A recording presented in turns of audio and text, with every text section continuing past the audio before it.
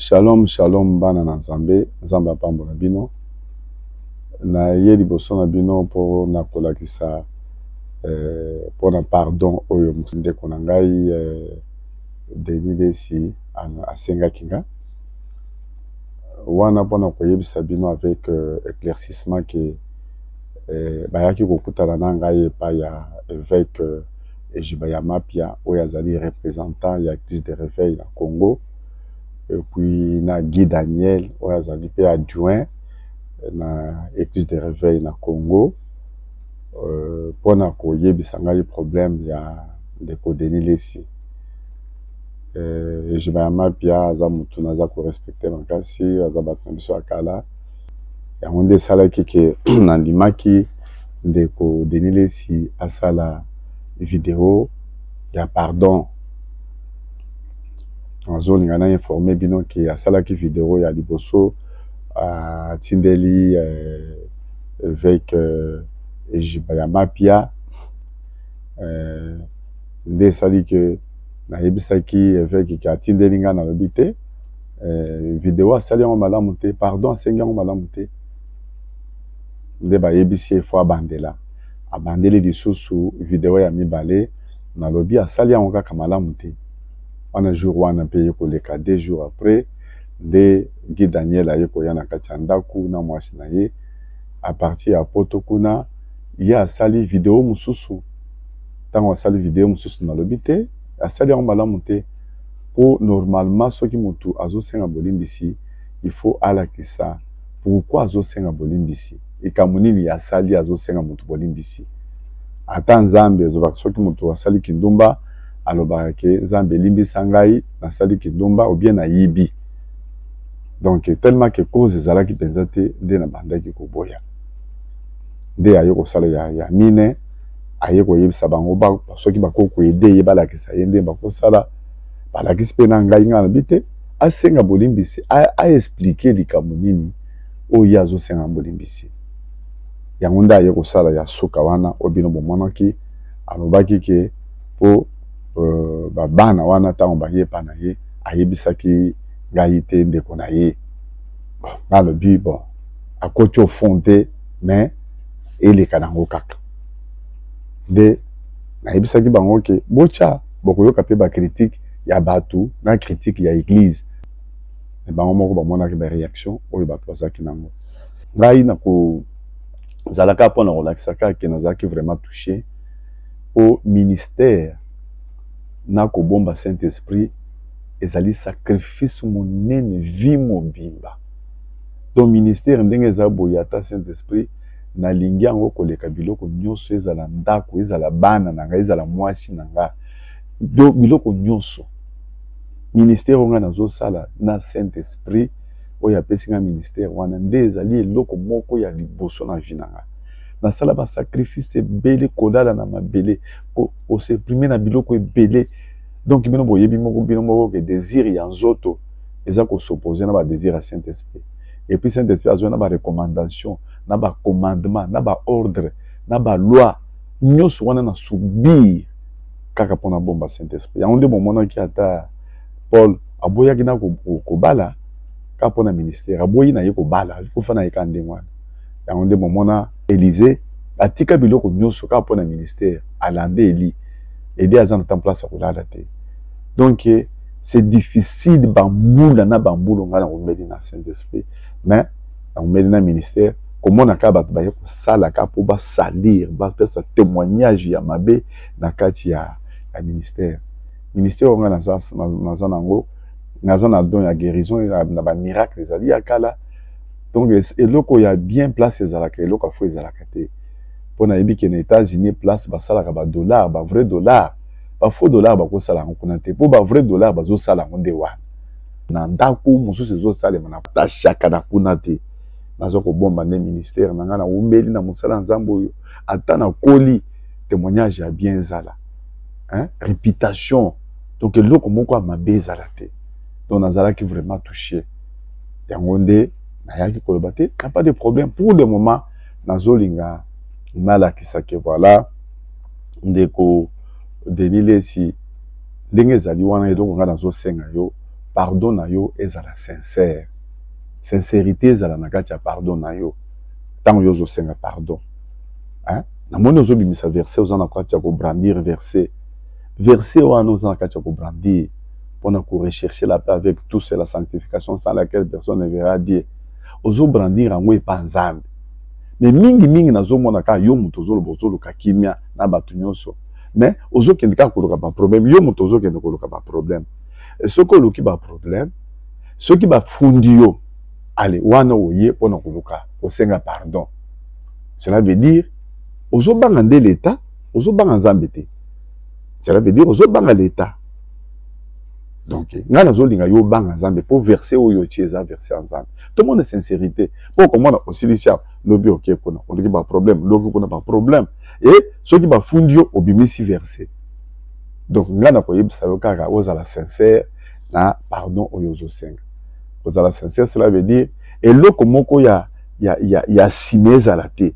Oya koloba te ko basalisa kinga na ba archevêque Jiba, basalisa kinga na bato bona senga pardon. Et na senga ki pardon pour na boye te. À partir ya suite ko ya nde relaxa ko senga ki pardon a solo ou bien senga ki pardon a solo te. Pona yoka ki makamususu na CCA bazo bisanga tala baninga ki basala pe boye baninga ki basala pe boye ngabi ceux qui basali ba komi ndisa kana kati ya libudu bango moko ngaza na problème te. Mais nga côté na ngai nazo lakisa ok na limbi tout le monde est sincérité pour comment on osilicia lobi ok kona on dit pas problème lobi kona pas problème. Et ceux qui va fundio obimisi verset. Donc, nga na koyebisa yo kaka ozala sincère na pardon oyo ozosenga. Ozala sincère, cela veut dire eloko moko ya simeza la te. Oya koloba te ko basalisa kinga na ba archevêque Jiba, basalisa kinga na bato bona senga pardon et na senga ki pardon pour na boye te. À partir ya suite ko ya nde relaxa ko senga ki pardon a solo ou bien senga ki pardon a solo te.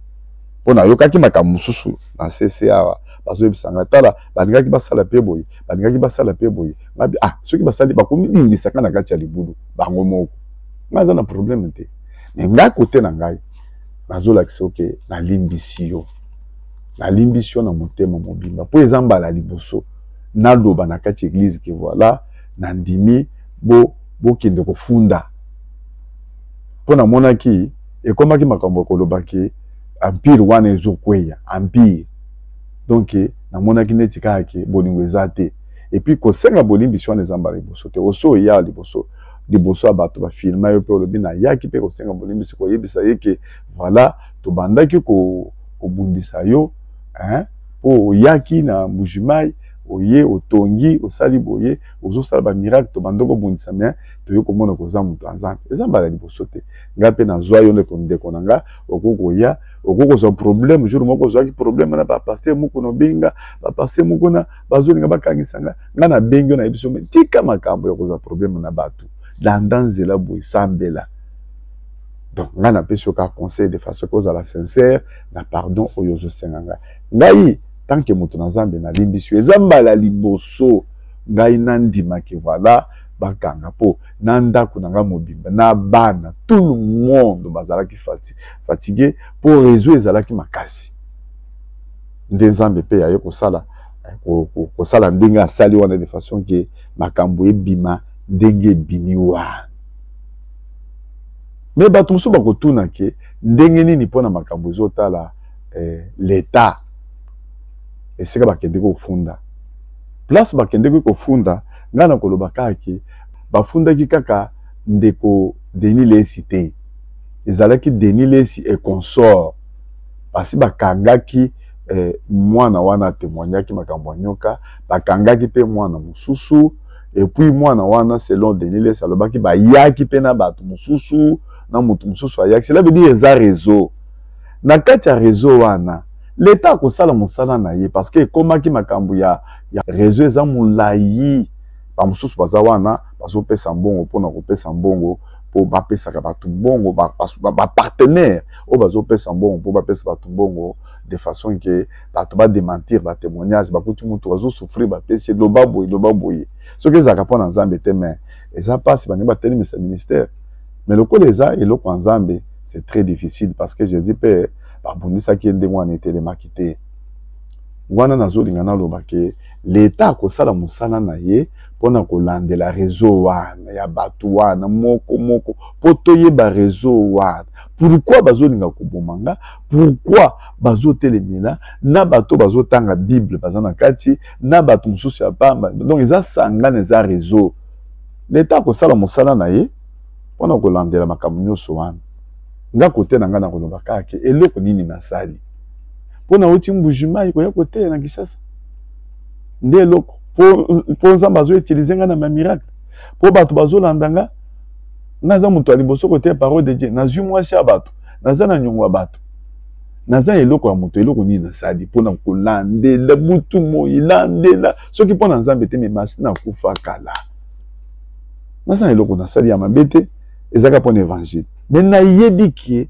naloba na mbujimai ke nzambe ni nzambe ajakwila nzambe amilobelaka nzambe balobelaka ye te nzambe ye moko amilobelaka eke ntango sikoyo bazobundisa moto aza na nzambe nzambe mpe asilika ayaka kosala susu de plus eloko nga na bombi ezali kaka présence ya nzambe lokola naza kaka na présence ya nzambe lokola na bombi saint esprit lokola nazwi ministère oyo nga naza nango po ezala tache te te batia yango salite te vraiment eloko ya malonga yango wana epa nzambe eki na kotrahir mpe saint esprit te na kokenda mosala nzambe ntina suka mpe na kosalela nzambe mosala ntina suka na ye na mission oyo nga na ye nango ya relèvement des défis mpo na kolakisa eloko moko na mosala nga nazosala kozongisa confiance ya bato na nzambe kolakisa ke jésus christ est puissant aza na puissance koleka ya badémon kolakisa ke il est vivant il est ressuscité des morts aza na bomoi azosala jusqu'à présent et puis côté ya bato puissant de la parole